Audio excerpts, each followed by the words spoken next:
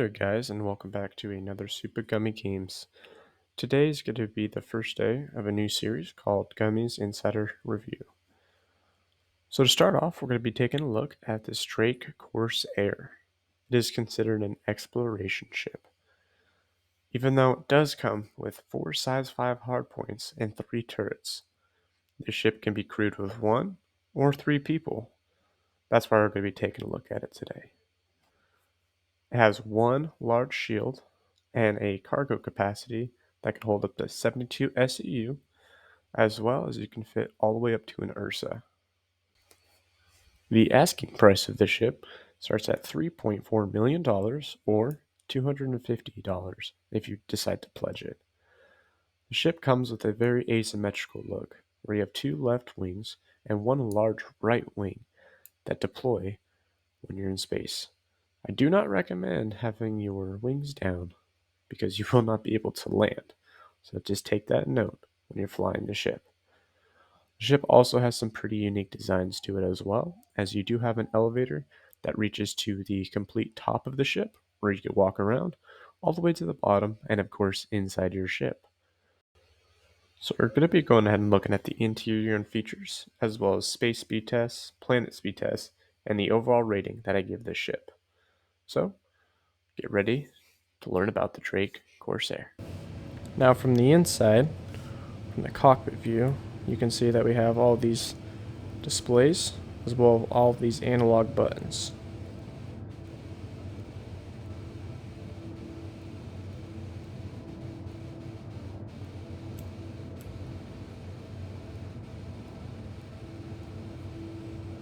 This ship has a very unique design to it, which makes it very, very appealing. Has a very industrial look to it as well. You can see all the wires and everything just hanging out and around. Exposed piping, no insulation on the walls, so it makes it a very industrial look. But that's what Drake tries to strive for. In the back here we have a co-pilot seat that actually takes you down to the bottom part of the cockpit. Here we'll have a lot of same features as the top for heads-up display wise. As you can see, we have a power off. We also have a remote turret mode, which is just on the back, right in between the wings. They're only Badgers though, so they're nothing crazy. Go ahead and get out of the seat.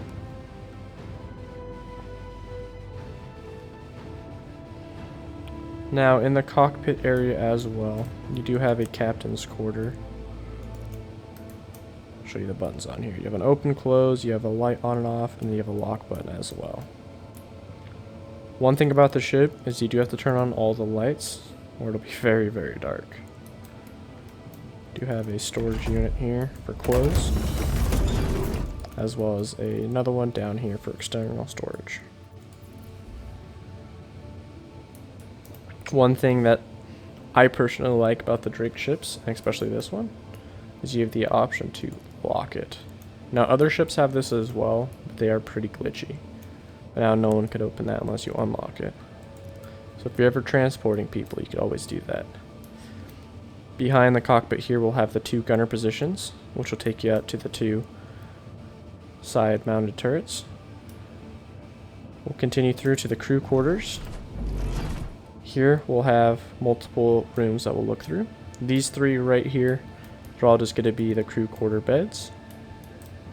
And they're all pretty cookie cutter. And they'll all look about the same. We do have storage under there as well as this. Now all 3 of these rooms will be identical. You do have a crew quarters bathroom.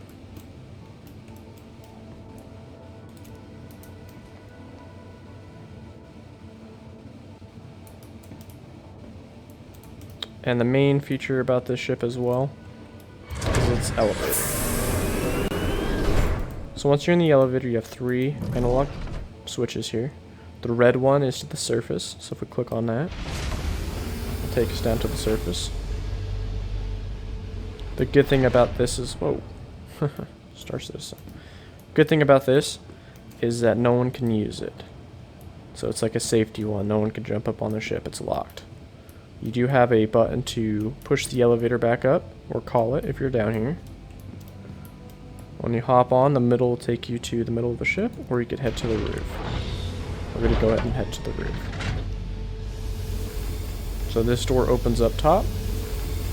Now you're on top of the roof. This is very unique to the ship because it gives you a lot of playability and versatility on what you wanted to do. If you wanted to do bunkers and snipe off the top, if you were stuck and you're trying to jump onto another ship, you just have a lot of flexibility when it comes to this type of design. We'll head back down to the normal deck. And we'll move on to the back of the ship.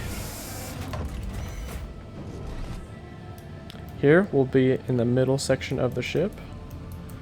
It's a very interesting design. You have all your sort of components here in the middle. You have all your exposed drives and everything like that too. All kind of in one place. If you head over here, this will be on the right side of the ship. This will be the airlock. Inside here you will notice a pretty significant armory, as all of these are used for weapons. You got multiple lockers for armor once they introduce that, as well as 2 heavy weapon lockers. Of course, you have your airlock. That's a very fun feel to it, as you can pull the lever. Close this, locks up.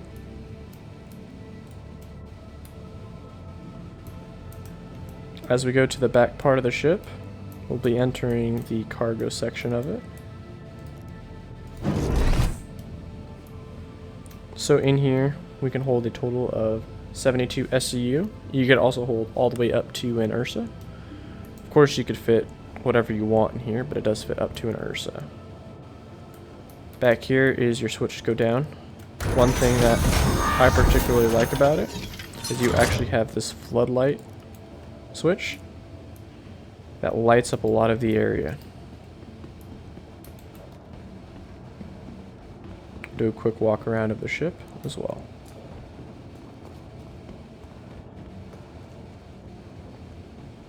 This thruster right here on both sides does VTOL as well, so when you hit that button, those will go ahead and pop on down.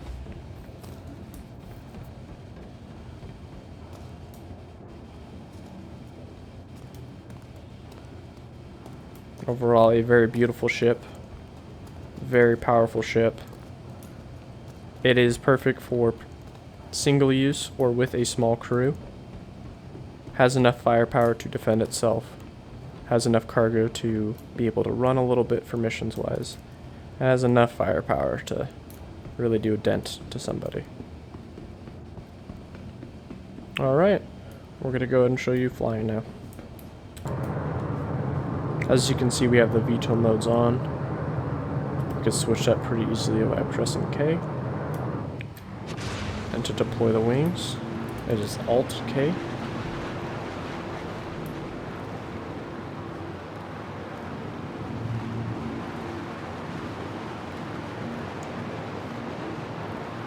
It flies really well. A little sluggish, but that's to be expected with the medium-sized ship. But it is one beautiful looking ship. Alright, here we are out in space. Just taking another look at the ship.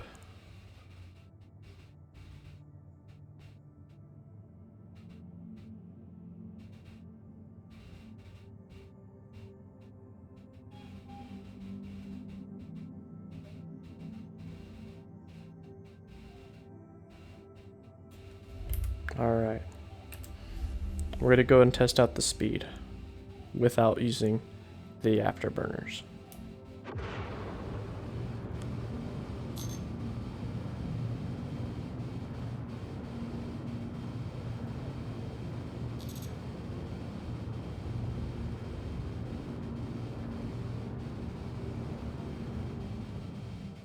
Alright, there we are, maxed out, 834 meters a second. Here's the decreasing.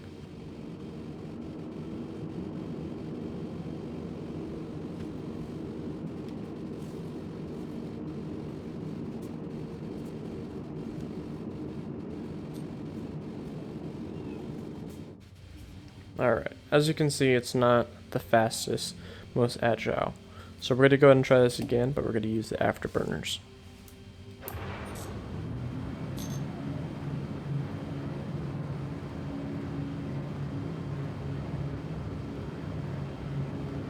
Maxed out. Of course, while we're doing this, I'm getting scanned by the police right now. Perfect.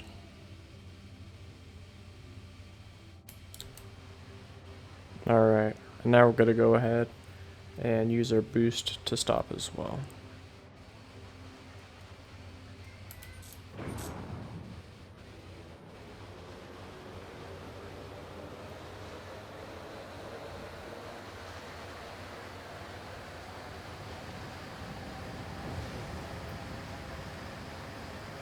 Ignore that lovely cop. Alright. So now we're going to go ahead and look at the speeds that we will achieve on a planet. Currently we are on the Hurston planet. But he goes ahead and start without the boost.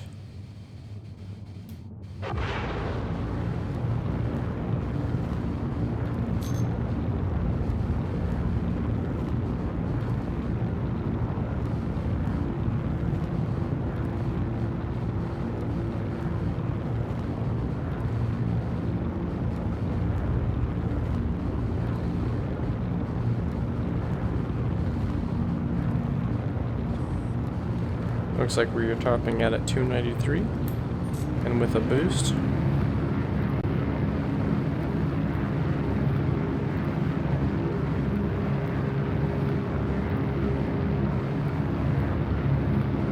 looks like 389.